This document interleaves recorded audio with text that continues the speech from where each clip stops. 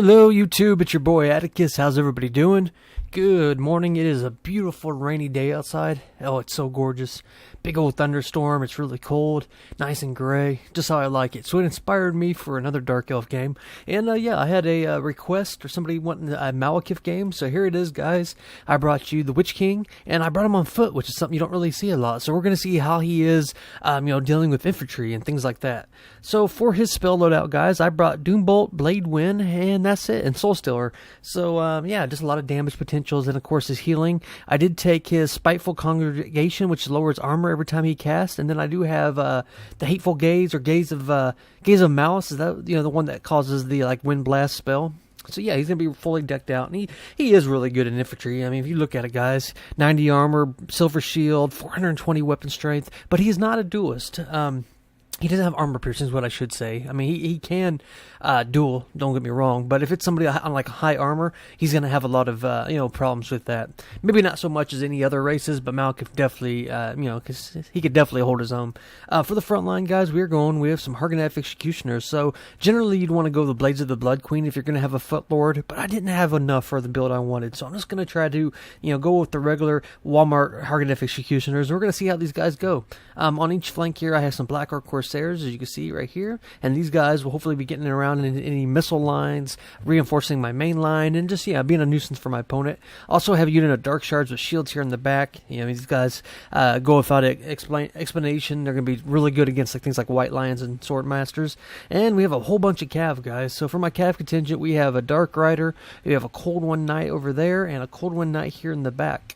Also in Deep Vanguard, we have a Harpy, and we have the Raven Heralds, guys. So yeah, I love the Raven Heralds. These guys are so good, especially against the High Elves. You wouldn't think with all their archer play, but they have such expensive Cav. You can't have your archers protecting your Cav if it's running away trying to charge you, and that's why these Raven Heralds really come in handy.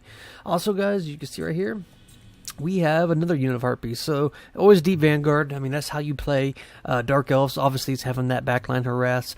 So yeah, that's my build. For my opponent, we are fighting the dreaded dual noble build. So yeah, we have two nobles. It's going to be really good dealing with my Cold One Knights. But since I took Malekith on foot, it kind of makes these guys a little bit redundant. I mean, he paid a lot of money to have these, and usually they're for dealing with lords and things. But yeah, since Malekith's on foot, these guys aren't going to be as good as they might have once been.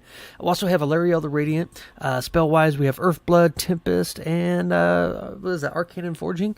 So yeah, and he also has the Cone of Healing and all the other good buffs. So yeah, really powerful combination. As you guys can see right here, we have the Fireborn. So these guys, are the Prime de la Crop of Cavalry, is how you say it. The big cheeses, the bosses, and yeah, these guys right here are going to be the biggest threat. But you know how you counter these guys whenever you see these as the Dark Elves? By something right here. These guys are the answer to the Fireborn. For his front line, you can see he has 3 Spearmen and 3 White Lions in a really cool triangular formation right here, and I do like this. You got your Spearmen to hold up the muck everybody up, and your White Lions to kill. And also, guys, he has a whole crap load of Dragon Princes. So we have the Fireborn and 2 additional Dragon Princes. So he's really going to have, control of the mobile game. Dragon Princes will absolutely just shred through, infantry with their charges and things like that. Now, one-on-one against a Cold One Knight, I mean, that's going to be a lot better of a fight. I'd be really interested to see who would win that. I mean, I've tried it before, but there's always going to be that random, random generated battle outcome. There's almost like a dice being thrown in each battle, so it's not like 100% you could say who's going to win each time. I do believe it does favor the Dragon Princes if they get their charge off. If they don't, then it goes to the Cold One Knights 9 times out of 10. I'll say 7 times out of 10. So that's the 2 builds, guys, and we will just go ahead and start the match and see how it goes. So yeah, right off the bat, as Clint Eastwood once said, we're going to start getting in position. We're going to start just trying to force a mistake out of my opponent, kind of getting, sizing each other up. You can see that the Raven Heralds are going to instantly start trying to get into some of these Dragon Princes. And I saw that these guys weren't facing, so they won't get their shielded chance. Yeah, we're going to start nipping them in the back. The Harpies, since I don't have a lot of he doesn't have any archers, my Harpies are going to be kind of, wasted in this match. Now, they'll really be good at doing, rear charges, getting the rear penalty and things like that. But yeah, there's no missile lines for me to shut down. You can see my opponent going to get, looks like he's going to go for a really good charge here. We'll see who he decides to hit.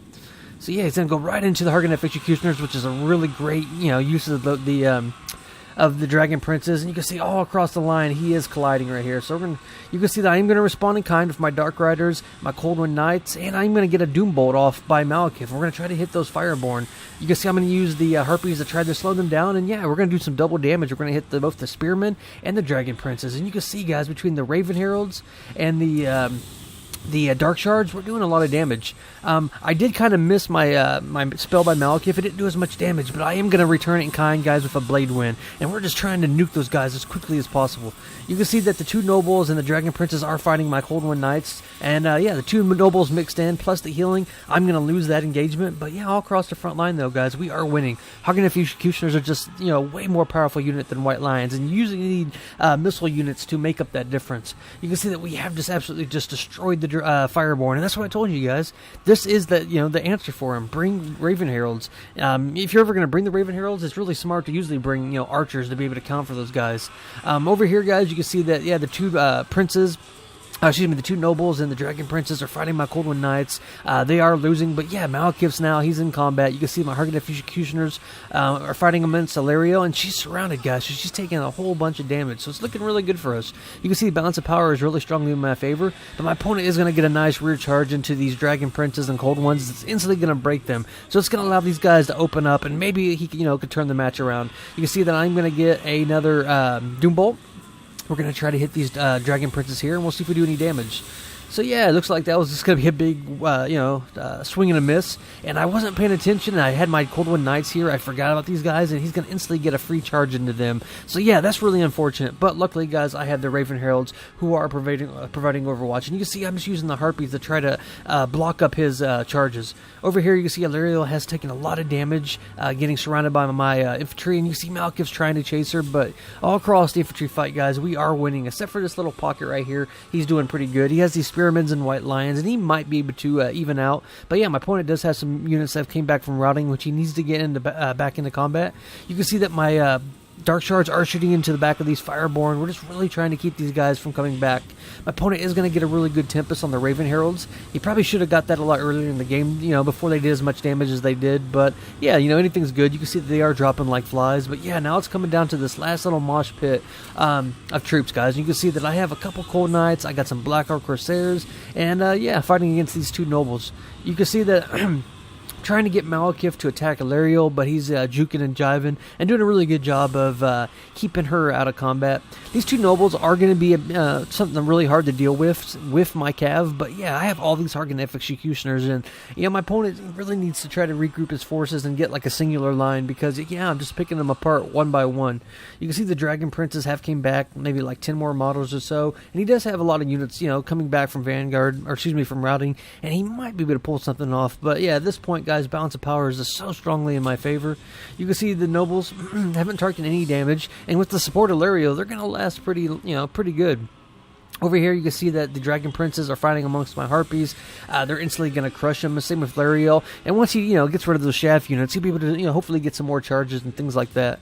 You can see I am going to intercept some of these White Lions with my Hargan Executioners. And yeah, guys, he just doesn't really have an answer. When you go really elite with 3, Dragon Princes and things like that, you need to cycle charge. You need to be, hitting the infantry line. Try to avoid just getting mucked up with the Cav engagement, because this is really not going to work out in your favor.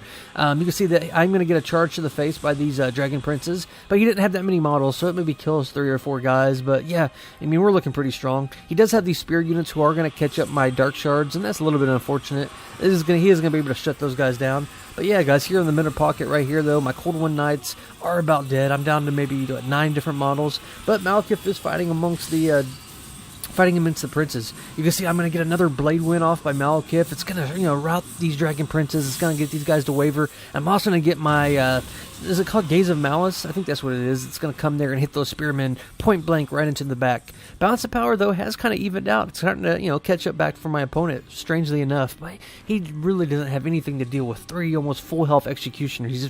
He would really need to get some really good cycle charging, and you can see that the balance of power instantly almost goes back to me. So now, guys, we have the duel of the Prince and the Nobles fighting, and yeah, Malekith will absolutely just spank these guys. Just look at their combat stats. The Nobles do have armor piercing, and they do have our anti-large. So, yeah, they'll be able to do some damage to Malekith, even though he won't get, the anti-large bonus. You can see we have another unit of Dragon Princes here, and yeah, wisely, my opponent is going to try to hit these Hargonef Executioners. You definitely need to be cycle charging these guys and trying to kill them. So we're going to get a nice... He's going to get a nice juicy calf, send a lot of these elite cav flying, and yeah, he instantly pulls away, which is what you need to do. Now, the real big problem for my opponent is these dark shards, and these guys are going to keep him from just cycle charging me into oblivion. And you can see, yeah, he's just taking a lot of damage. You need to get these guys facing the dark shards so that they get their shield chance. And yeah, you see he is going to do that. He is going to send them in, and I'm just going to send my Hargonef Executioners to block the charge. He's going to get a few more guys off, though. But yeah, guys, here we have the Hargonef Executioners and everybody fighting amongst Malekith. And we'll go ahead and look at Malekith's health here. He's taking a little bit of damage, but it's not as much as you would think. You can see that I'm going to get some Cold Wind Knights who are going to return from battle. And yeah, these guys are going to be able to... hopefully be able to deal with those Dragon Princes who keep wrecking through my line. Here in the back, the Dragon Princes are going to commit to the battle at the Dark Shards, and he was able to get them down to a quarter life, but they still have 46 models. And over here, guys, he does have some units that he's trying to get back in the battle. You can see I was trying to escort those spears off the map, and I'm going to try to get them back into the main fight. So now it's just really coming down to this main mosh pit. The 2 nobles fighting amongst Malekith, 3 Hargonef Executioners, and yeah, guys, I mean, it's not looking too good for my opponent. You can see he is going to get a really good charge. He's doing really good, going back, cycle charging, going back and cycle charges, but they're just taking so much damage. Each time Malekith hits with his 400-something damage, it's doing really good. You can see Foe Seeker is going to be hit by the Noble, and my opponent is going to get a Nerf Blood. And yeah, I mean, you got to give it to him. He's fighting to the bitter end, but he really needs to get these White Lions and these Dragon Princes back into the fight before his Nobles break. If he does that, and maybe was able to keep charging, being really patient with the engagements, maybe he will get something going. But you can see that these Dark Shards are going to start shooting at these Dragon Princes. We're just trying to keep those guys from coming back, and they are going to instantly just rout off the game. So they're not coming back. So now my opponent has this excruciating distance to travel with these White Lions, but yeah, it's just not looking too good for him. You can see that the nobles are just completely surrounded. We'll look at Malekith's health here. He still is pretty good health, and keep in mind, guys, he does have a Soul Stealer, so worst comes to worst, I can get that Soul Stealer.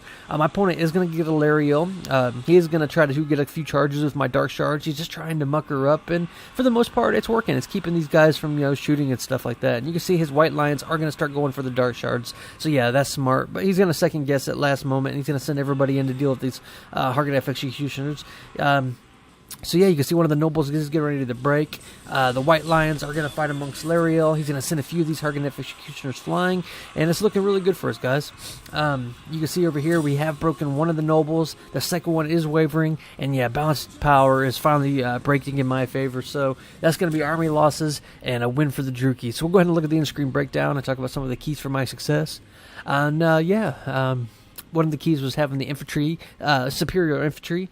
My opponent went kind of cheap on the infantry. He wanted to make up the difference with the 3 Dragon Princes. And this build can work, don't get me wrong. But where he made his big mistake was committing to the Cold Wind Knights with his Dragon Princes. What he should have done was send just the 2 nobles to deal with the 2 Cold Wind Knights. Maybe you could spare 1 unit of Dragon Princes, but your other 2 have to be charging and cycle charging the Hargonef Executioners. And if you would have done that, I wouldn't have had an answer. I only had 1 reliable ranged unit. Well, I had 2, but you could easily shut down the Dark Shards, which was the Raven Herald. So if you would have had maybe just a Fireborn and the 2 nobles to deal with my 2 Cold Wind Knights, and had these 2 Dragon Princes just cycle charging my Hargonef Executioners, yeah, I mean, you could have easily won this, especially when you had the mobility advantage with your Lord.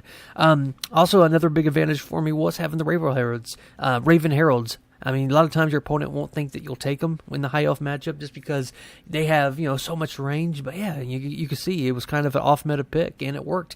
He didn't have an answer for it. He didn't have a single, ranged unit. So I was able to just to snipe his cav and, pretty much just send those guys, make them worthless. And when you're going so expensive with Dragon Princes, you have to, get value for them. And, yeah, guys, so...